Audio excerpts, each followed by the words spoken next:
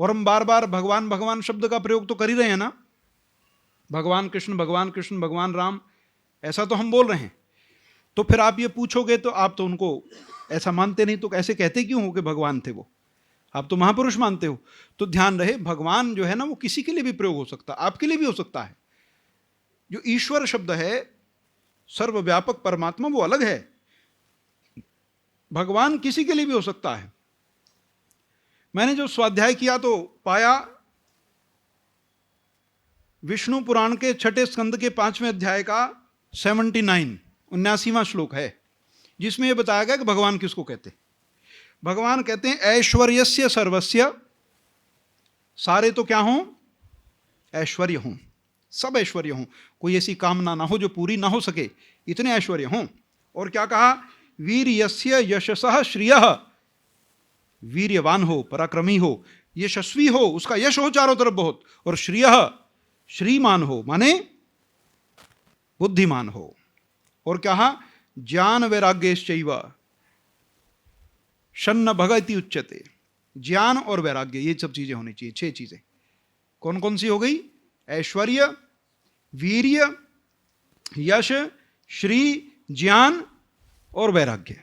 जिसके पास ये 6 हैं वो व्यक्ति कौन है? शन्न भगवान इति उच्यते, उसको भगवान कहते हैं। अब समझ में आ गया कि अब ये मिला कहां से? ये मिला भी पुराण से। पुराण पढ़ोगे तो उसमें भी बहुत बढ़िया, शिव पुराण पढ़ोगे, मैं लाया हूं खरीद के, उसमें यही लिखा है कि जो नशेड़ी है वो इसको छुए भी ना, इस पुस्तक को।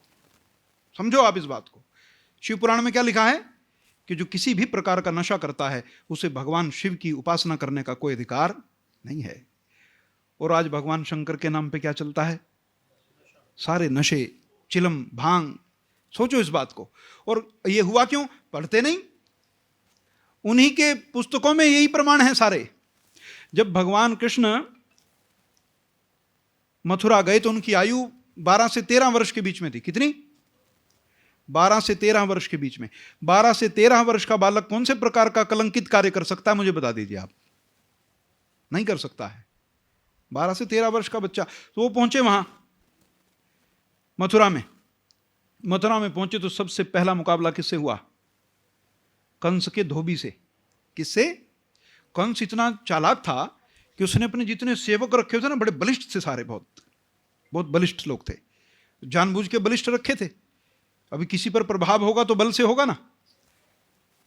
तो उससे अनबन हुई, उसको मारा।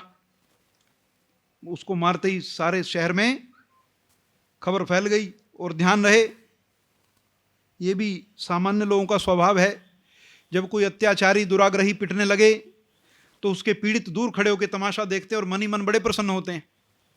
क्या होते हैं? और मन में ये कामना करते हैं कि 2 और धर दे इसके। क्या सोचते हैं?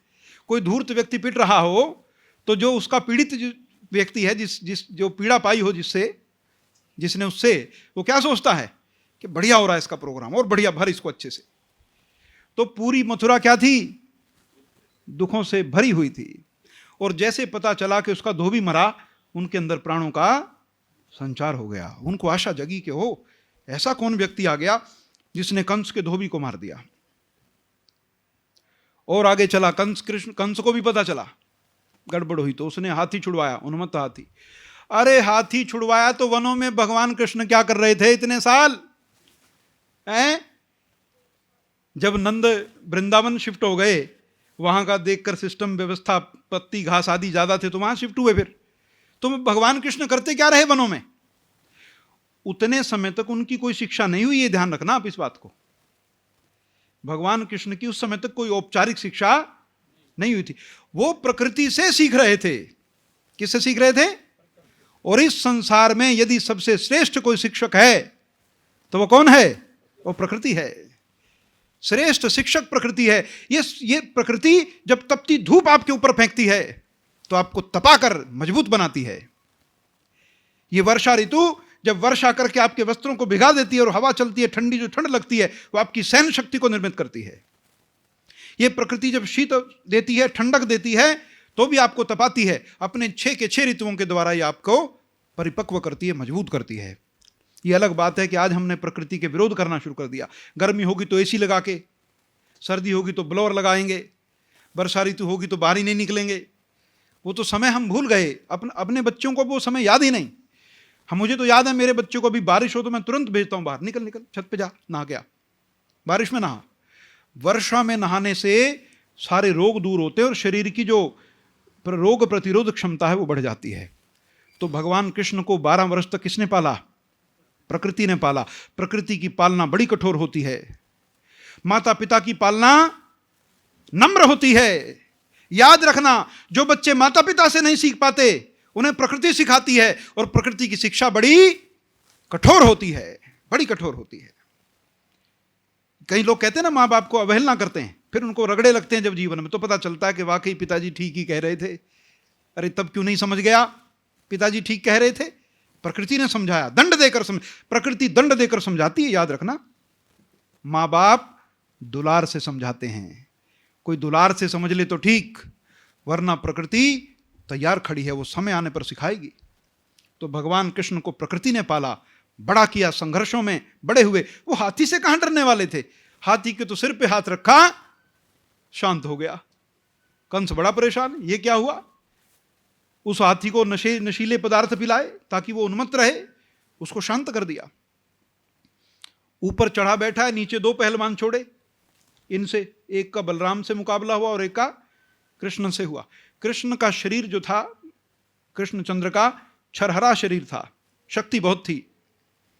छरहरा शरीर था पर शक्ति बहुत थी। वो ऐसे ही थे जैसे चंदगीराम पहलवान के बारे में सुना हो आपने। हमारे हरियाणा में एक चंदगीराम पहलवान हुए। वो शरीर के बहुत बड़े पतले थे, बहुत पतले। तो जब अखाड़ों में लड़ने जाते तो प्रायः लोग उनका मजाक करते, उन पे हंसी लुटाते कि ये आ गया भाई, ये कहां लड़ेगा। और वो ऐसे व्यक्ति थे, जैसे अगला पहलवान आए तो दोनों हाथों को ऐसे पकड़ लेते थे, उसके ये जो रिस्ट है ना, पहुंचे, इन पहुंचों को पकड़ लेते थे। वो पूरी ताकत लगा कर भी अपने पहुंचे नहीं छुड़ा पाता था, और हाथों में रक्त रुकने की वजह से उसकी खुद की पकड़ समाप्त, ऐसे हरा देते थे। तो भगवान कृष्ण भी ऐसे ही थे, शरीर के छरहरे पर शक्ति उनके अंदर बहुत थी, बड़े ज्ञानी थे। अब आप कहो ज्ञानी थे तो अब तक तो पढ़े नहीं थे, तो ज्ञानी कैसे थे, है ना? तो हुआ क्या, जब वहां मारा, फिर कंस भी आ उतरा जब नीचे, तो उसको भी मारा।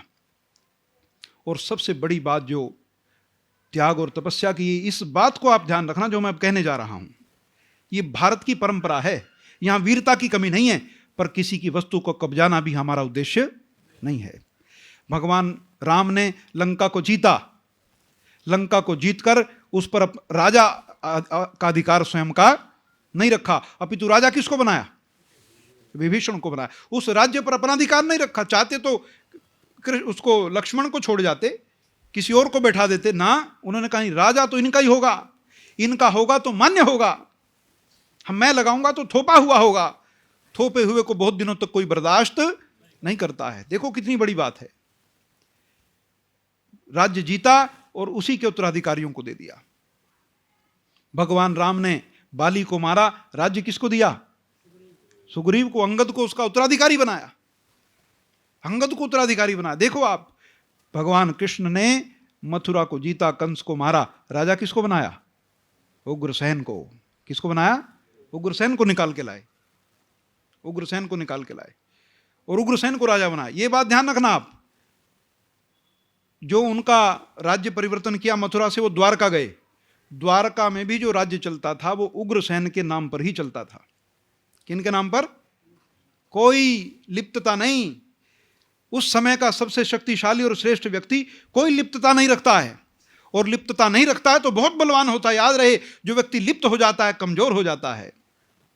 जो लिप्त हो जाता है वो कमजोर हो जाए। जिसकी कहीं लिप्तता नहीं, उसके जैसा विद्वान, उसके जैसा शूरवीर इस संसार में ढूंढना मुश्किल है। अच्छा, भगवान को आप सब क्या कहते हो? भगवान को कहते हो, भगवान तो आनंद का खजाना है। क्या कहते हो? आनंद का स्रोत है। वो आनंद का ऐसा सागर है जैसे आनंद की कहीं और कल्पना नहीं की जा सकती। आपको पता है कि भगवान आनंद स्वरूप क्यों हैं?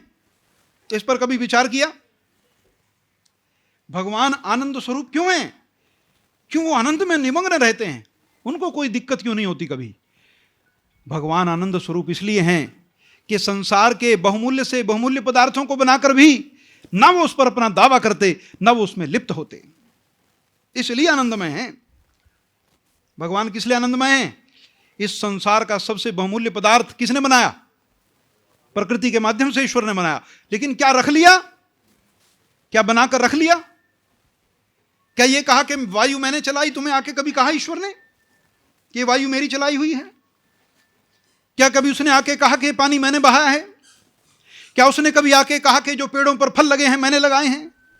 ये जो त्याग है ना उसका, यही उसको महान बनाता है। और संसार में जो व्यक्ति इस त्याग से चलता है वही भगवान जैसा महान बनता है। याद रखना, भगवान जैसा महान बनता है वो व्यक्ति।